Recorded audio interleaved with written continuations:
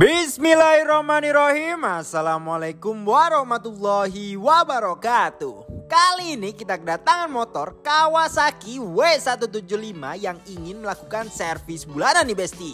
Nah, buat Besti-Besti nih yang mungkin masih belum paham atau belum terlalu mengerti kalau servis Kawasaki W175 ini tuh apa aja sih yang harus dicek. Nah, simak video ini sampai habis, jangan di skip-skip dan dilarang cengangas-cengenges. Kalau cengangas-cengenges gua sabet-sabetin selang ntar lu pada dah ya.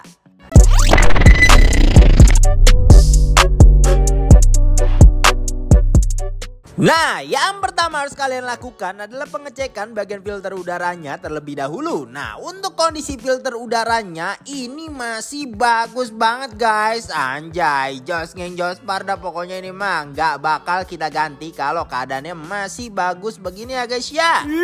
Tandanya apa sih bang kalau udah harus ganti? Nah, tandanya kalau udah harus ganti itu bentukan filter udaranya udah hancur pastinya. Bahkan bisa lenyap di telan bumi kayak Vespa biru mati-matian kemarin guys. Nah, selanjutnya yang harus kalian lakukan adalah pembongkaran serta pengecekan pada daerah karbunya nih guys. Ini dia kondisi karbunya. Karbu mah nggak bakal kotor kayak throttle body guys. Nggak bakal kotor karbu sampai hitam dakian kayak throttle body gitu. Tapi ternyata di dalam karbunya ini ada air yang menyampur sama bensin guys. Modiar. Jadi langsung saja kita lakukan pengecekan pada bensin di tangki terlebih dahulu. Karena takutnya air berasal dari tangkinya guys. Waduh. Dan ternyata di tangkinya tidak terdapat air guys. Jadi kemungkinan besar air ini cuman masuk langsung dari karbunya. Contoh kayak kena hujan atau kecipratan becek. Salah satunya tuh guys. Jadi lanjut aja, kita lakukan pembongkaran pada main jet dan nozzle-nya. Selanjutnya kita lakukan pencopotan pada pilot jetnya juga nih guys. Oke guys, masalah selanjutnya ditemukan adalah di area nozzle-nya ini terdapat jamur. Ini disebabkan air yang masuk ke karbu tadi dan bisa juga mengakibatkan motor berbet, nggak langsam, susah nyala dan lain sebagainya. Nah, kalau air masuk hanya di karbunya aja, ini kemungkinan besar bisa masuk dari sela-sela tali gas atau selang-selang yang arahnya masuk ke karbu guys. Jadi langsung saja saat setuat-tuat kita lakukan pembersihan dengan menggunakan karbu cleaner nih guys. Nah, kita semprotkan karbu cleanernya ke lubang-lubang pada karbu secara menyeluruh kayak yang ada di video itu guys. Nah, lu perhatiin dah tuh ya apa aja yang disemprot guys. Pokoknya semua-muanya dah pokoknya mah. Dan anehnya setelah disemprot makin banyak air yang keluar dari karbunya guys. Modiar. Lu lihat sendiri dah tuh ya, yang bening-bening itu air ya guys ya. Setelah dibersihkan dengan karbu cleaner, lanjut kita semprotkan dengan menggunakan kompresor untuk menghilangkan sisa-sisa bensinnya ya guys. Terus tentunya kita lakukan pembersihan pada area tutup bawah karbunya juga karena kemungkinan besar masih terdapat sisa-sisa air yang menempel.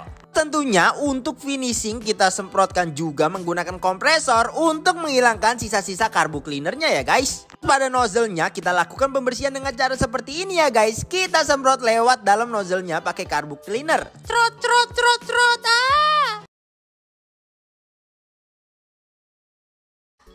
Karbu cleanernya sampai becek kemana-mana ya guys. Dan selanjutnya kita semprotkan dengan kompresor juga ya guys ya. Setelah permasalahan karbu selesai, langsung kita rakit kembali karbunya nih Besti. Dan tentunya kita pasangkan kembali skepnya. Nah, yang dimaksud air masuk lewat sela-sela tali gasnya tuh ini guys. Yang kita tunjuk-tunjuk tuh ya, itu nah eta, iya itu ya lewat situ guys. Itulah bebenguk yang menyebabkan air masuk ke karburatornya nih guys. Oke, langsung kita templokkan lagi karbunya ke intake-nya ya guys ya. Seperti yang ada di video ini guys. Anjay, servis karbu sudah selesai guys. Selanjutnya kita lakukan pengecekan pada businya nih Besti. Seburik apa sih businya? Dan setelah kita cek businya, ini udah capek banget guys. Bisa dilihat dari ujungnya tuh ya guys ya. Udah capek banget. Aduh. Langsung saja kita ganti baru ya guys ya. Pakai merek ngak seperti biasa guys. Sudah teruji di universitas tertutup ya guys.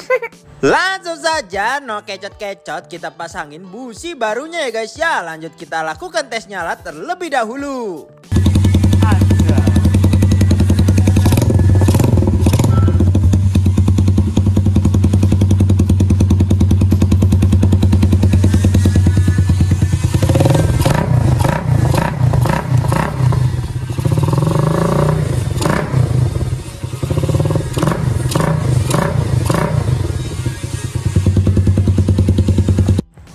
Oke, setelah itu kita tutup kembali box filternya karena filter udaranya masih bagus ya guys ya. Jadi nggak kita lakukan penggantian. Terus selanjutnya kita cek bagian rantainya dan ternyata rantainya ini kendor banget. Buset, ini bisa mengakibatkan rantai copot di jalan nih besti. Jadi tanpa basa-basi langsung saja kita lakukan penyetelan pada rantainya ya guys ya. Nah, nyetel rantai ini nggak boleh kencang banget, nggak boleh kendor banget. Pokoknya harus pas. Kalau kekendoran bisa copot di jalan dan suara berisik pada rantai. Dan kalau kekencengan bisa sampai putus. Jadi harus diperhatikan hal-hal kecil seperti ini ya guys ya. Ini sangatlah penting guys. Oke. Nah ini dia setelah di setel. Ini baru pas nih besti. Dan tidak lupa kita semprotkan pelumas pada rantainya ya gengs ya. Supaya rantainya ini bisa lebih awet untuk digunakan jangka panjang ya guys. Oke.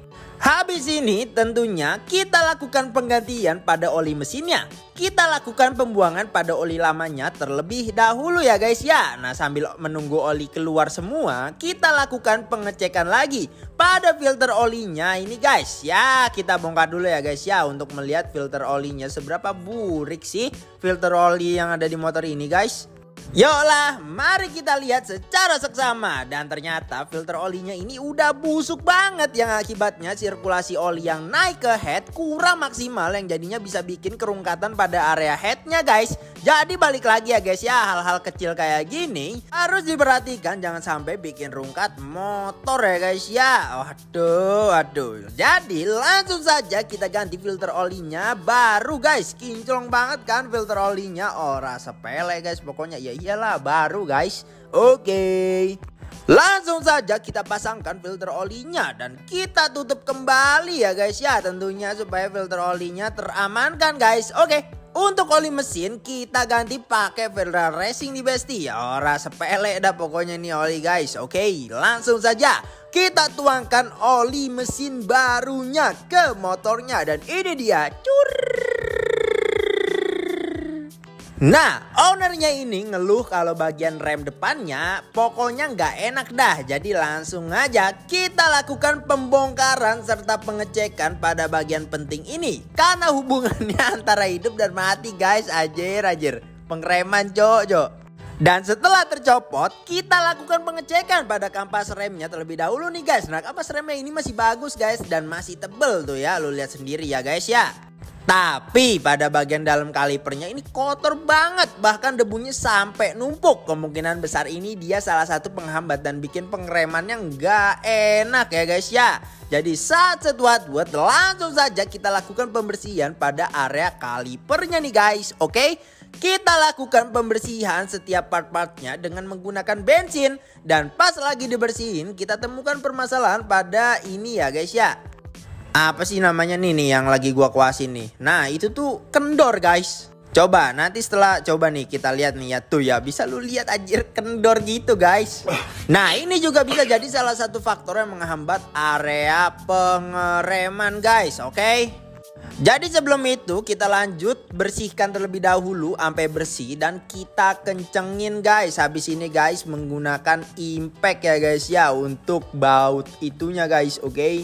Nah ini dia. Kita kencangkan menggunakan impact. Anjay udah keras lagi guys. Udah nggak bisa diputer lagi ya guys ya dengan manual. Setelah semuanya selesai, kita rakit kembali area kalipernya karena kampas remnya masih bagus. Jadi nggak perlu kita ganti ya guys ya. Aman aja dan gak asal ganti kita pokoknya guys. Udah tenang baik dah, tenang.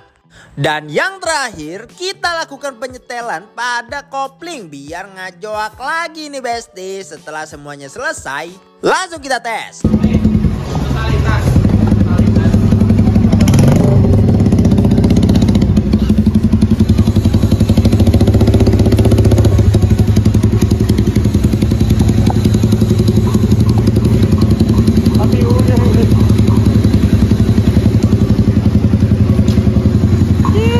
Nah kurang lebih itu dia hal-hal yang bisa dibilang cukup penting yang harus dicek ketika kalian melakukan servis bulanan. Dan sisa-sisanya ya guys ya tergantung keluhan kalian aja guys. Semisalnya rem belakang udah gak pakem ya dicek sendirilah ya sesuai keluhan lu pada dah.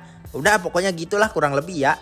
Intinya servis bulanan itu penting. Kalau motor lu mau enak banget, sebulan sekali servisnya. Kalau misalkan lu medit nih ya, kalau misalkan pengen irit-iritan ya 3 bulan sekali lah lu servis bulanan gitu, oke? Oke, mau dibuatkan konten apa ke depannya? Komen di bawah ya. Jangan lupa like, comment, share, dan juga subrek-nya dan nyalakan loncengnya supaya lu pada tahu pas gua upload video Jos Ngeng Jospar gua. Gak lu klik loncengnya, gua gedik lu. Thanks for watching dan salam Jos Ngeng Jospar. Wassalamualaikum warahmatullahi wabarakatuh.